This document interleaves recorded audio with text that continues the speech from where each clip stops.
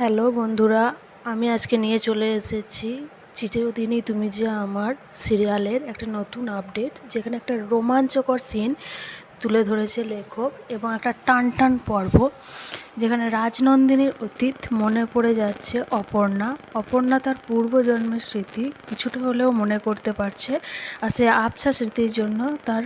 প্রচণ্ড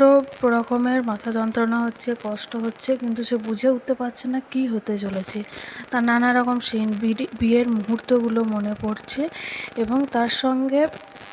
যে জিনিসটা দেখানো হয়েছে সেটা হলো নানা রকম রাজকীয় একটা দৃশ্য, যেটা রাজনন্দিনীর চরিত্রে ফুটে উঠেছে। আর আর্য স্যারের যে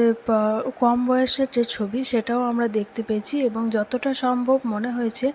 তখন আর্যই সেই সময়ের জন্য ভিলেন ছিল এবং আর্যই রাজনন্দিনীর খুনের জন্য দায়ী এবং রাজনন্দিনীর সমস্ত জিনিস আত্মসাৎ করেছে আর্য, এরকমই মনে হচ্ছে। যদিও আমরা এটা কেউই এক্সপেক্ট করছি না বা আমরা কেউই মনে করতে পারছি না যে রাজনন্দিনী